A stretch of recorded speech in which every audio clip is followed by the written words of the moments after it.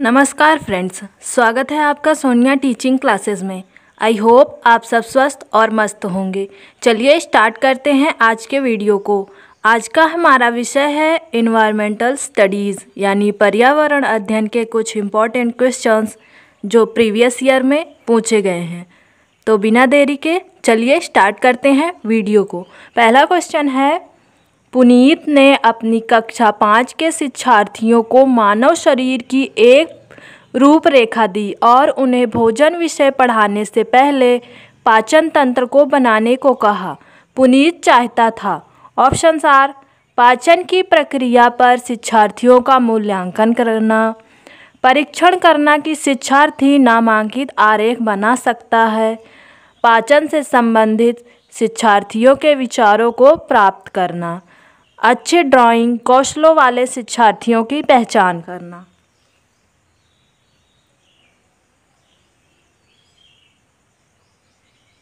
इसमें हमारा सही आंसर है ए।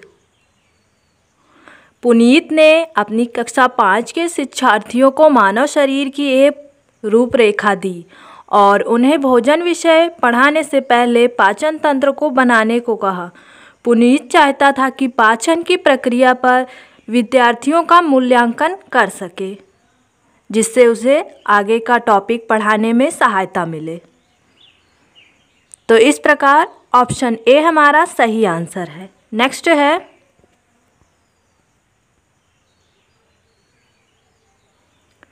निम्नलिखित में से क्या रचनात्मक आकलन यानी फॉर्मेटिव असेसमेंट के संबंध में सही नहीं है? क्या पूछा गया है? सही नहीं है पूछा गया है। बच्चे के सीखने की कोई भी जानकारी रचनात्मक आकलन में मदद कर सकती है। रिपोर्ट कार्ड के प्रत्येक तिमाही में इसकी सूचना दी जानी चाहिए। अधिगम को शुद्ध करने के लिए यह अध्यापक को समय पर कार्यवाही करने में मदद करता है। इसको छात्रों की प्रगति की निगरानी करनी है। फॉर्मेटिव असेसमेंट के संबंध में सही कथन नहीं है बी वाला। रिपोर्ट कार्ड के प्रत्येक तिमाही में इसकी सूचना दी जानी चाहिए, यह कथन सही नहीं है।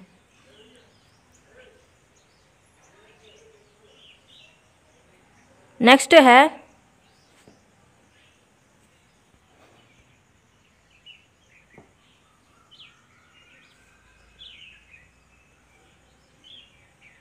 स्मिता अपने शिक्षार्थियों को कार्य से संबंधित लैंगिक विषमता और रूढ़िवादी छवियों के प्रति संवेदनशील करना चाहती है।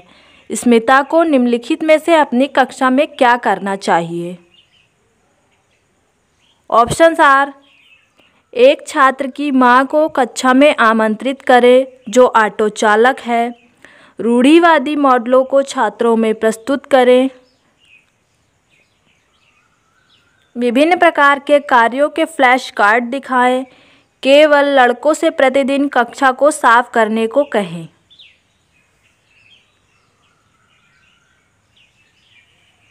स्मिता अपने शिक्षार्थियों को कार्य से संबंधित लैंगिक विषमता और रूढ़िवादी छवियों के प्रति संवेदनशील करना चाहती है।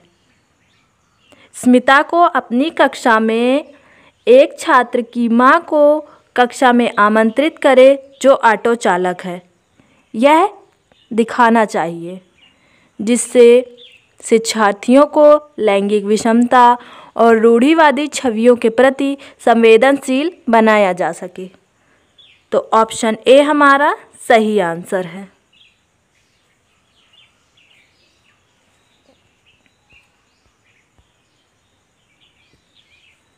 कक्षा 5 के समयन आमतौर पर अपना दिया हुआ कक्षा का कार्य नहीं करता है। मुद्दे को हल करने का सबसे अच्छा उपाय हो सकता है। ऑप्शंस आर उसे वैकल्पिक और आसान गृह कार्य दें, उसकी कठिनाई का पता लगाने और उसके अनुसार कक्षा कार्य को समायोजित करने के लिए उससे बात करें, किसी दूसरे बच्चे को उसकी कक्षा के कार्य को पूरा करने में मदद करें, माता पिता से बात करें और उन्हें सलाह दें।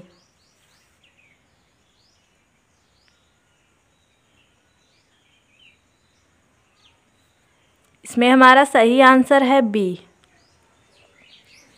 कक्षा 5 का समयन आमतौर पर अपना दिया हुआ कक्षा का कार्य नहीं करता है।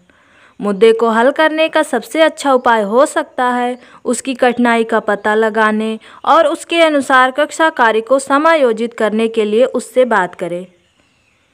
यह क्रियाकलाप सबसे उपयुक्त हो सकता है। तो ऑप्शन बी हमारा सही आंसर है।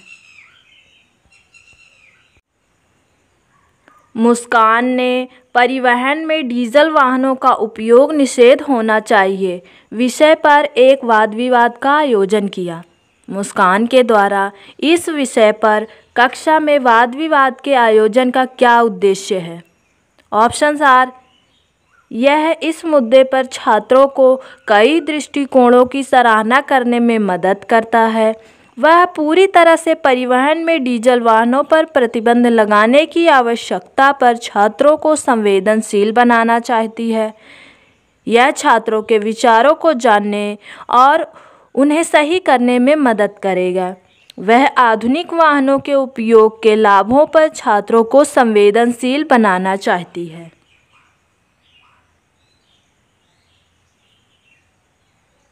इसमें हमारा सही आंसर है डी। मुस्कान परिवहन में डीजल वाहनों का उपयोग निषेध होना चाहिए विषय पर एक वाद विवाद का आयोजन करती है। मुस्कान के द्वारा इस विषय पर कक्षा में वाद विवाद का आयोजन का उद्देश्य है वह आधुनिक वाहनों के उपयोग के लाभों पर छात्रों को संवेदनशील बनाना चाहती है। तो ऑप्शन डी हमारा सही आंसर है। ईवीएस में मानचित्रण कौशल क्या स्थान रखता है? स्थानों के सापेक्ष स्थिति की समझ को विकसित करता है, लैंडस्केप खींचने के कौशल को विकसित करता है, पूर्वानुमान और गणना के कौशल को विकसित करता है, रिकॉर्डिंग कौशल को विकसित करता है।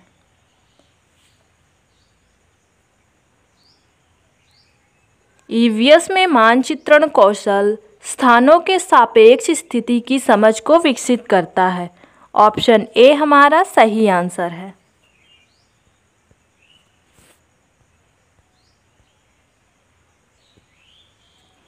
ईवीएस की एकीकृत प्रकृति सहायक है। ऑप्शंस आर, दी गई सूचनाओं और विवरणों से सीखने में, पाठ्यचर्या के भार को कम करने और विशिष्ट प्रकरणों को पेश करने में, पाठ्यचर्या के भार को कम करने और शिक्षार्थियों को सार्थकतापूर्वक सीखने में, शिक्षार्थी केंद्रित उपागम का पालन करने और संकल्पनाओं की अधिक संख्या का परिचय देने में।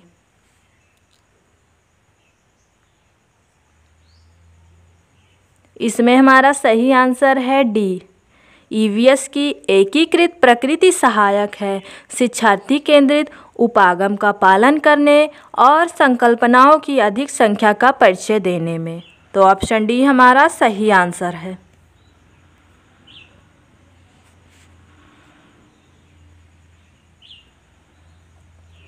निम्नलिखित में से क्या ईवीएस में आकलन का एक व्यापक संकेतक नहीं है? ऑप्शंस आर, अवधारणा, मानचित्रण, सहयोग, न्याय के प्रति सरोकार, समानता के प्रति सरोकार। निम्नलिखित में से क्या ईवीएस में आकलन का एक व्यापक संकेतक नहीं है? नहीं पूछा गया है। इसमें हमारा सही आंसर है ए। अवधारणा मानचित्रण व्यापक संकेतक नहीं है ईवीएस के विषय में।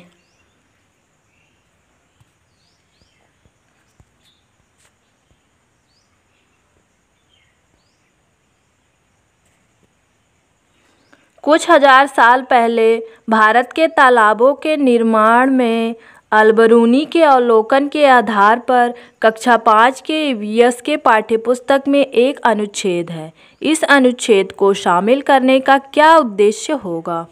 कथन ए, यह इतिहास के स्रोतों की पहचान करने में शिक्षार्थियों की मदद करता है। यह शिक्षार्थियों को उनके अवलोकन की रिकॉर्डिंग में सुधार करने में मदद करता है। यह शिक्षार्थियों को कुछ 1000 साल पहले भारत में मौजूद तकनीक की सराहना करने में मदद करता है। यह शिक्षार्थियों को इतिहास में साक्ष्य की भूमिका की सराहना करने में मदद करता है। ऑप्शंस आर केवल ए और सी, ए बी सी, ए सी डी, केवल ए और डी।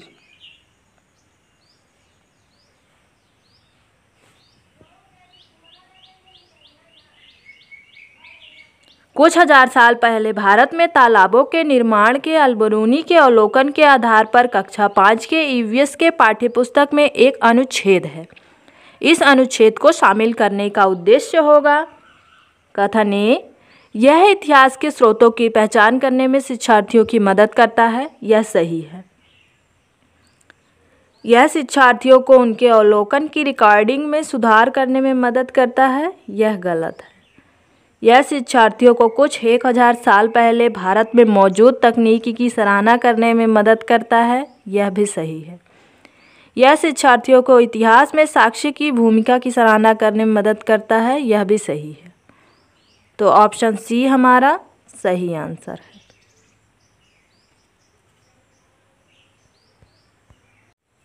आदिवासी हजारों साल पहले से कांस्य यानी ब्रॉन्ज की चीज़ें बनाते आए हैं। आज भी हमारे घरों में कांसे का उपयोग होता है। कांसे के विषय में निम्नलिखित में से सबसे सही कथन चुनिए। ऑप्शंस आर, यह एल्यूमिनियम और तांबे यानी कॉपर की भांति एक तत्व है। यह पीतल यानी ब्रॉस और तांबे का मिश्रण है।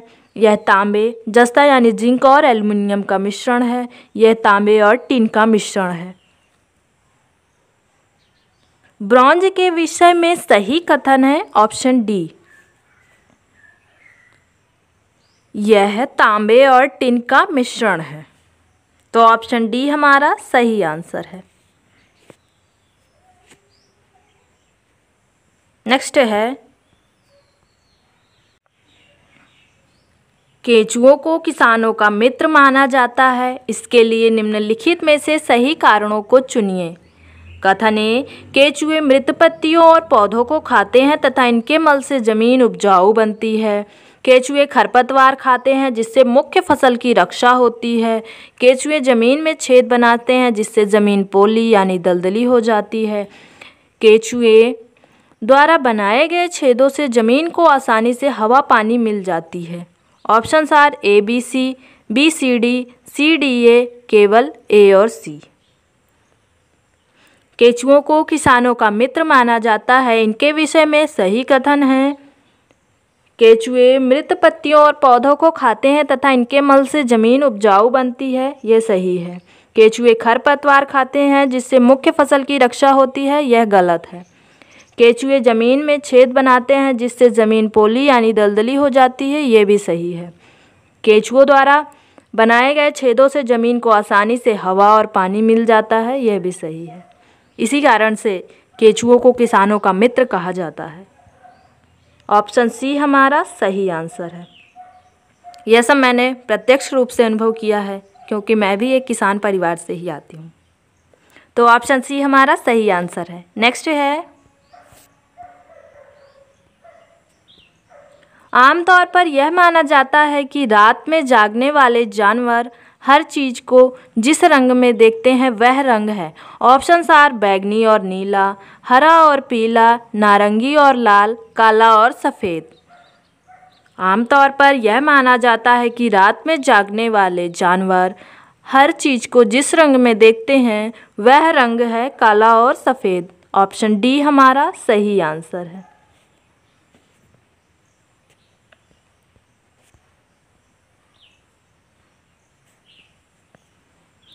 नारियल डली हुई किसी भी करी के साथ उबला हुआ टैपियोका निम्नलिखित में से किस क्षेत्र का प्रिय भोजन है?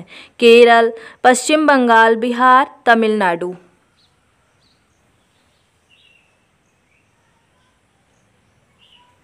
नारियल डली हुई किसी भी करी के साथ उबला हुआ टैपियोका केरल का प्रिय भोजन है। केरल राज्य में नारियल टैपियोका बहुत ही फेमस है। तो ऑप्शन ए हमारा सही आंसर है। झूम खेती में अपनाई जाने वाली पद्धति के विषय में नीचे दिए गए कथनों पर विचार कीजिए। कथन ए, एक फसल प्राप्त करने यानी कटने के बाद ज़मीन को कुछ साल तक ऐसे ही छोड़ देते हैं। इस जगह जो बांस या खरपतवार यानी जंगल उगाता है उसे उखाड़ कर जला देते हैं। खरपतवार आदि को जलाने पर प्राप्त राख को खाद की तरह काम में लाते हैं। जब इस ज़मीन में खेती की बारी आती है तो यहाँ पर थोड़ा सा मिसप्रिंट हो गया, सो मैंने सही कर दिया है।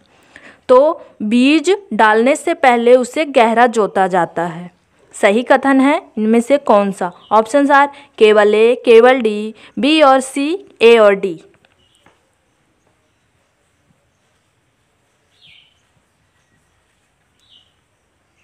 इसमें हमारा सही आंसर है केवल ए। ए वाला कथन ही सही है, बाकी सब गलत लिखे हुए हैं। तो ऑप्शन ए हमारा सही आंसर है।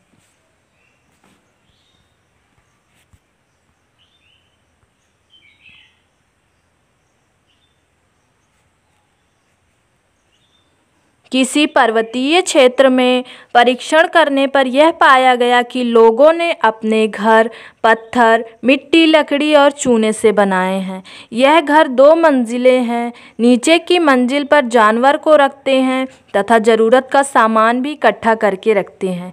वह स्वयं पहली मंजिल पर रहते हैं। सभी घरों की छतें समतल हैं तथा इन्हें पेड़ों के मोटे तनों से बनाया गया है। यह पर्वतीय क्षेत्र नीचे दिए गए किस प्रदेश का भाग है? ऑप्शंस आर अरुणाचल प्रदेश, मेघालय, हिमाचल प्रदेश या जम्मू कश्मीर। उपर्युक्त वर्णन के आधार पर यह प्रदेश जम्मू कश्मीर है। तो ऑप्शन डी हमारा सही आंसर है।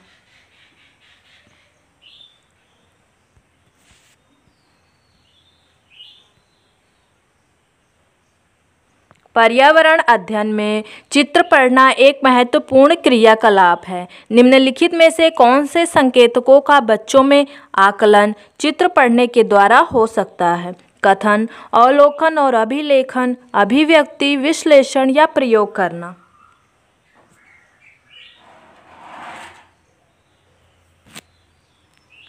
इसमें हमारा सही आंसर है बी, अवलोकन और अभिलेखन है, अभिव्यक्ति है और विश्लेषण है, प्रयोग करना नहीं है। तो ऑप्शन बी हमारा सही आंसर है।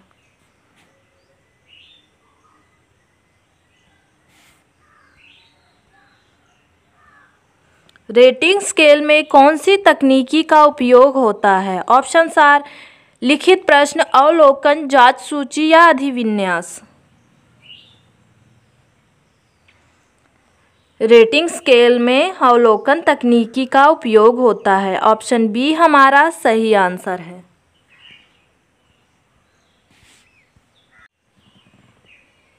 निम्नलिखित में से कौन पर्यावरण अध्ययन का उद्देश्य नहीं है? ऑप्शंस आर बच्चों की जिज्ञासा और सृजनात्मकता का पोषण करना, परिवेशीय मुद्दों पर जागरूकता का विकास करना, बच्चों को स्वयं अपने हाथ से कार्य करने और खोजने की क्रियाकलापों से जोड़ना, बच्चों को पाठ्यपुस्तक की परिभाषाएं प्रदान करने के लिए प्रोत्साहित करना।